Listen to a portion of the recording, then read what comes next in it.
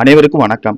சற்று முன் வெளியான முக்கிய அறிவிப்பின்படி குடும்பத் தலைவிகள் அனைவரும் பயன்பெறும் வகையில் அவர்களுக்கு நிதி உதவி வழங்குவது குறித்து தற்போது முக்கியமான மகிழ்ச்சியான அறிவு ஒன்று வெளியாகியுள்ளது. இதை பத்தி விரிவாக நம்ம வீடியோல பார்க்குறோம்.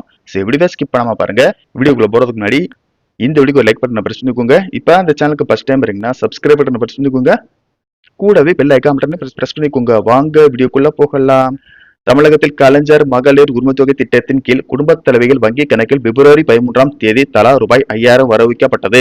இந்த தொகையானது பிப்ரவரி, மார்ச் மற்றும் ஏப்ரல் மாதங்களுக்கான தலா ரூபாய் 1000, உரிமைத்தொகை 3000 மற்றும் கோடைகால சிறப்பு நிதியாக ரூபாய் 2000 ஆகியவையும் சேர்த்து ரூபாய் 5000 வங்கி கணக்கில் செலுத்தப்பட்டது. மேலும் திமுக அரசு மீண்டும் ஆட்சிக்கு வந்தால் மகளிர் உரிமைத்தொகை மாதம் ரூபாய் 2000 வழங்கப்படும் என முதல்வர் மு.க. ஸ்டாலின் தெரிவித்துள்ளார். இந்த நிலையில் மற்றொரு மகிழ்ச்சி அறிவிப்பாக தமிழக மக்களின் வங்கி கணக்கில் ரூபாய் 12000 வரவைக்கப்பட உள்ளதாக தகவல்கள் வெளியாகியுள்ளன.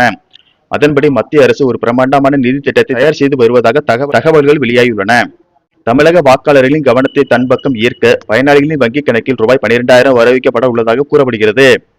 சமீபத்தில் திருச்சிக்கு வருகை தந்த மத்திய உள்துறை அமைச்சர் அமித்ஷா தமிழக பாஜக நிர்வாகிகளுடன் நடத்திய ரகசிய ஆலோசனை கூட்டத்தில் இந்த விவகாரம் முக்கிய இடம் பிடித்ததாக தெரிகிறது. தமிழக அரசின் ரூபாய் 5000 திட்டம் பெண்களிடையே ஏற்படுத்தியுள்ள தாக்கத்தை முறியடிக்க வேண்டுமானால் அதைவிட பெரிய அளவிலான ஒரு நிதி உதவியை மக்களுக்கு நேரடியாக கொண்டு சேர்க்க வேண்டுமென மாநில நிர்வாகிகள் தரப்பில் வலியுறுத்தப்பட்டுள்ளது. இதை கவனத்தில் கொண்ட அமித்ஷா மத்திய அரசின் பல்வேறு நலத்திட்டங்களை ஒருங்கிணைத்து ஒரு மெகா தொகுப்பை வழங்க ஒப்புதல் அளித்துள்ளதாக கூறப்படுகிறது. மத்திய அரசின் கேஸ் மானியம், உர மானியம் மற்றும் பிரதமரின் கிசான் சம்மான் நிதி போன்ற பல்வேறு திட்டங்களின் கீழ் வழங்கப்படும் நிலுவைத் தொகைகளை ஒருங்கிணைத்து அவற்றை மொத்தமாக ரூபாய் 12000 பயனாளிகளுக்கு வழங்க ஆலோசிக்கப்பட்டு வருகிறது. தேர்தல் தேதி அறிவிக்கப்படுவதற்கு முன்பாக பிரதமர் நரேந்திர மோடி தமிழகம் வரும்போது இந்த வரலாற்று சிறப்புமிக்க அறிவிப்பை அதிகாரப்பூர்வமாக வெளியிட வாய்ப்புள்ளதாக அரசியல் வட்டாரங்கள் தெரிவிக்கின்றன.